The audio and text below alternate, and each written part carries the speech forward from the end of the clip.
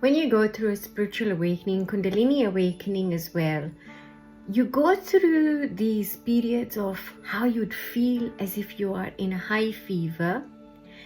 So you're not quite sure, are you on the physical plane, on the physical reality, or are you somewhere else? Is your dream really what is real, and what you living in your wakeful life, is that perhaps not so real? So life itself at some point starts to feel very surreal. Everything starts to feel very deja vu. You start to feel as if, am I really here? Was the dream I had? Was the dream saying something?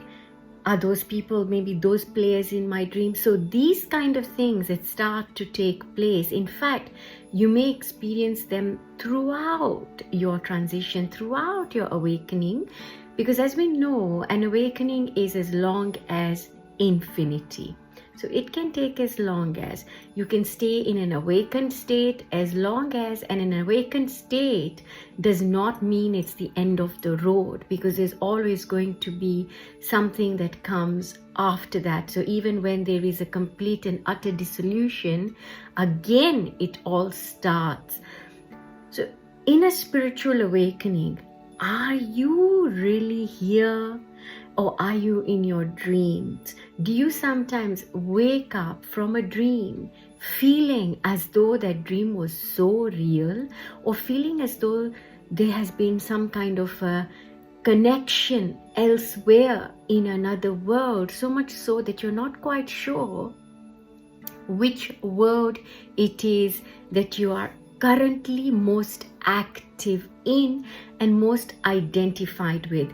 Folks, this is absolutely normal and natural, and there is nothing to say that you can't experience these states and function normally and in a way that is thriving. In fact, if anything, if you're able to sustain all of these states of being in a dream state, in a sleep state, and in a wakeful state, akin to the different types of brain waves, if anything, you are now fully integrating yourself. But the danger sometimes is when we can't.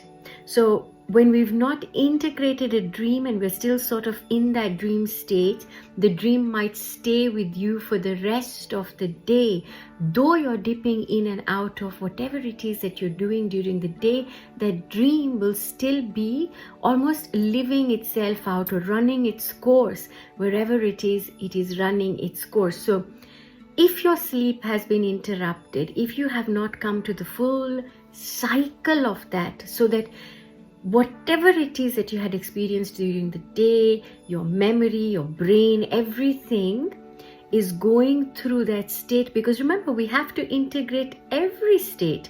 We've got to be able to tap into the state of nothingness. We've got to be able to tap into our energetic selves. We've got to be able to tap into pure consciousness, into that which we came with, which is our unique blueprint, folks.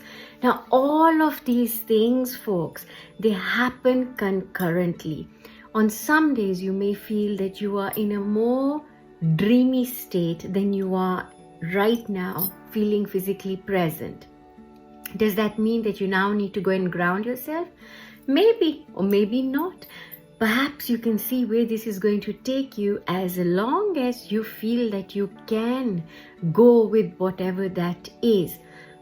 Does all of this always have a meaning or a significance? Does it have to? Can't we just leave it as it is for what it is? Because our mind will not be able to fathom that is unfathomable. So what cannot be translated into words is what we experience at the level of wordlessness, at the level of all sound before it gets into the form of a language, into the form of a word. Now, if you're familiar with Bij mantras, the seed syllables or the seed of a mantra, so you may have a mantra that is a very long form, and then there will be the seed of that mantra. The seed of that mantra is what would have come before the full version of that mantra. And that is what we are connecting with. So when you are dreaming, or when you're feeling that you're in all these other states all of the time, and your spiritual awakening is becoming really confusing, is disorientating you. For some of you, you may not have any concern at all about whether you want to manifest this or that in your life, and you might just be pretty okay with everything, when you're in that level, quite sorted with your gross reality. But what you may feel not quite sorted with is this dipping in and out of a world which you cannot fathom. Now, because we can't fathom, what do we feel? We cannot control it. And so what we cannot see, what is unknown to us, becomes very scary. It becomes something that almost makes us feel like we don't have ground under us. And that, folks, is when we then want to control it. And one way of us controlling these sort of states is to seek symbolism, seek significance, seek meaning. Like, why did I dream of this? Why am I feeling this? I'm now feeling this. And then we want to seek answers. One of the reasons why we want to seek answers is because we're seeking some form of levity. We're seeking some form of comfort, solace. We're seeking some form of control over this because we want to know. That which is not tangible to us becomes a source of fear. And when it becomes a source of fear, our body freezes, and then our body also goes into all sorts of stress and survival modes. It's when we are not resisting this and we're just allowing this and letting it go with emotion. You just let it, and you just flow with it. You flow with it. When you try to make sense of it, because how can you make sense of that which cannot even be sensed? Because to sense, you sense with your sensory perception. But how can you intellectualize or mentalize that which cannot be? So no matter how much meaning, no matter how much significance or interpretation of whether it's a dream, interpretation of where you are, in how you're feeling physically, mentally, or even spaced out, all of these things, all of these interpretations, at the end of the day, they're not going to take away the happening or something or make it happen more. Yes, if you start to focus on that thing, more of that is going to come to you. So you'll suddenly start, if you're, interested in numbers like 1111, 222, 333, and if they have you have noticed them, then they'll always come to you, because now that has become some form of communication. You've identified, you've given it an association. So everything that you give some significance, some meaning to, it creates a kind of density, it creates a kind of weight that keeps that anchored in us. The minute something becomes insignificant, it's a bit like if you are in a love affair and that love goes sour for whatever reason. After you've gone through the nuances of going through grief or upset or sadness and everything, what happens? At some point, you just feel nothing. You feel indifferent because there is neither any hatred or there's no love. You don't feel anything. You're pretty neutral. And that's when you're not engaged with that thing. So that thing has gone. When we have not given something any significance, there's no meaning. And this is where, in a spiritual awakening, when we keep seeking, where am I? What chakra am I in? Why am I going through this? And we have all of these questions. We then start to create almost a trap.